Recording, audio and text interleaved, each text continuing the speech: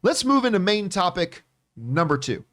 Kim, what is our second main topic today? All right, guys, this is coming from Farmied H. Hello, Team Campea. First, I want to say that I think Ray is my spirit animal. My spirit animal. That's one I've never heard on the show before, but all right. Thank you. Okay, I just read that Ant-Man 3 is already done filming. That's great. Then I remembered it doesn't actually open until 2023, July 2023 to be specific. That's more than a year and a half. That's more than 1.5 years from now. I know you like Ant-Man. Are you excited it's done shooting? And do you think there's a chance they could move up the release date? All right. Thanks a lot for saying that in. And listen, yeah, you're not wrong. I am an Ant-Man fan. I remember watching that. The first Ant-Man, you got to remember, had a lot of drama surrounding it because for years, Edgar Wright was going to be doing Ant-Man. For years and years and years. And the MCU got rolling. They got several films into it. And then all of a sudden, Kevin Feige was like, the Ant-Man Edgar Wright wants to do no longer fits with the MCU we have created. And Edgar Wright did not want to change his film because Edgar Wright is like, this is the movie we agreed on. This is the movie that I've put together. And so they had a what's the word I'm looking for? An amicable parting of the ways. And then later on, Peyton Reed came in. Now, Edgar Wright is still all over the credits of Ant-Man. He's listed as a producer and like a story by kind of guy. Anyway, but there was a lot of question marks going into that first Ant-Man with Peyton Reed. And I loved it. I love that first Ant-Man. It's a great gear change because, again, not everything can be Arasham the Judge or Thanos, the destroyer of Half-Life in the universe. You've got to change gears to keep it interesting. Not every single story you tell can be, gotta save the world, gotta save the world, gotta save the world. It was great. Paul Rudd in it, so great. Michael Douglas, Evangeline Lilly, Michael Pena, why Marvel has not started every single one of their movies with Michael Pena doing a 3-minute setup as Luis is a missed opportunity beyond all rhyme or reason. Anyway, he's a treasure. I didn't like Ant-Man 2, Ant-Man and the Wasp as much, but I still enjoyed it. I still quite enjoyed it. So they're doing Ant-Man 3, Quantumania, all this kind of stuff.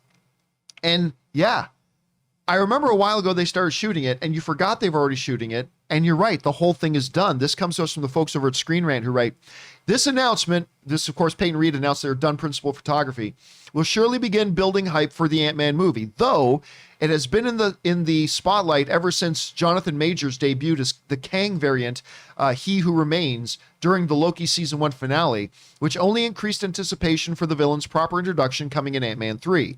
With upcoming movies like Spider-Man No Way Home and Doctor Strange 2 set to focus heavily on the multiverse, Ant-Man and the Wasp, Quantumania, could end up having major ramifications for the MCU's future beyond Phase 4. And of course, that is one of the big things that got people talking, was that Kang the Conqueror is coming, being played by Jonathan Majors in an Ant-Man movie, which was really weird to a lot of people. But yeah, it's now done shooting, which is crazy. As we go over, actually, this is the thing that he put out. Peyton Reed, the director of the film, wrote out, principal photography on Ant-Man and the Wasp, Quantumania is now complete. I can't wait to show you all what we've been up to. And then he shared this piece of art that has that, and then you can see Wasp on the top of the helmet. So I don't know if that's Paul Rudd regular size and Wasp shrunk down, or if that's Paul Rudd in giant man size with a regular size Evangeline Lilly on his head. I don't know which way they're going with it there. Number one, am I excited that it's done filming? I am. It shouldn't be exciting, like just hearing news that a film is done shooting. But for me, there's a word I made up called the tangibilization. For me, a movie finishing shooting means now the movie's real. Like it's not a theory anymore. It's not a theoretical. It's not just a script on a page somewhere. They finished shooting the movie. It's like it's real. It's happening. It's coming. And I always get kind of happy about that.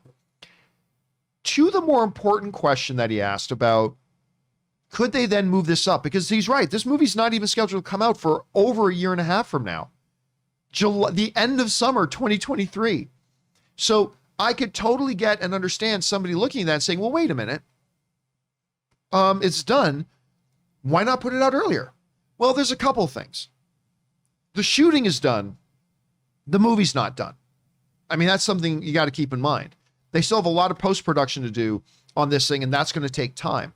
On top of that, remember this, Marvel always plans for reshoots. With every project they do, they schedule and budget reshoots. Now, Marvel was really the first ones to start doing that about 10 years ago. Before, it used to be, you never did reshoots because that's more money. That's more time and money, and you're blowing budgets. So whenever you heard before about movie going into reshoots, that was kind of a bad sign. It's like, ooh, something must be really wrong with the movie. But then Marvel came out and started saying, no, we're going to plan for reshoots every single time because we believe, well, number one, we've got the money. We've got the money. So we believe that when you get into the editing process and you start putting the movie together, you might have some new, better ideas. And we want to already have scheduled, budgeted, and planned for reshoot dates. So Ant-Man and the Wasp is going to go into reshoots at some point.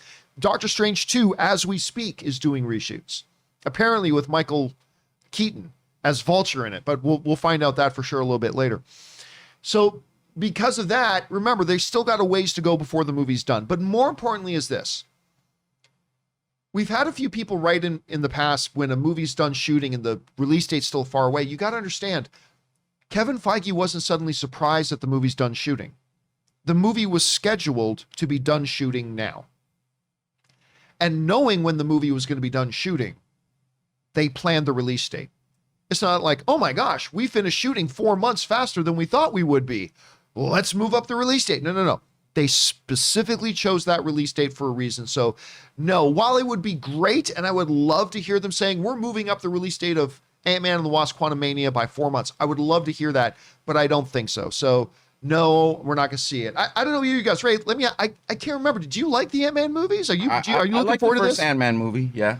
So you're looking forward to this one? I didn't finish the second one, but I'm looking forward to this one just for Jonathan Majors. Yeah.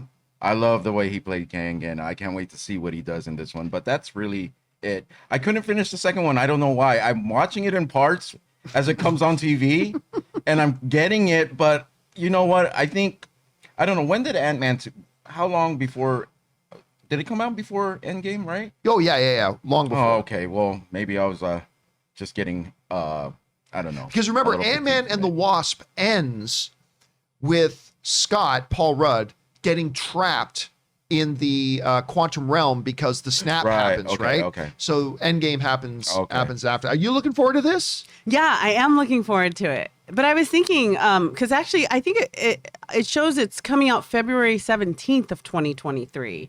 But that's what it says officially. But the interesting thing is, Loki season 2 is coming out January of 2023, and I think one's going to lead into the others. Yeah, one of the reasons it's nice that you finished now, and I know it's a year and a half away or a year and a few months away, but the events of Loki 2. I mean, after the end of Loki season 1, I was like, okay, Quantumania, let's go. But then I was like, oh wait, we have so long to go. Loki season 2, with where we left off at 1. It is going to directly impact Quantumania directly. So I don't think even if they finish their reshoots in a nice, timely fashion and go, yeah, let's push this up. I think because of how it's going to go chronologically, I don't think you could. You have to wait till Loki debuts season 2 if they are connected. If they're connected. And by the way, it is coming out in July of 2023. Oh, it is? Yes, it is coming out in July of 2023. Oh, that's weird. But still, I mean, but yeah, I just feel like means it's coming a few months after Loki season 2. Yeah, I feel like Loki season 2 has to happen if they're connected.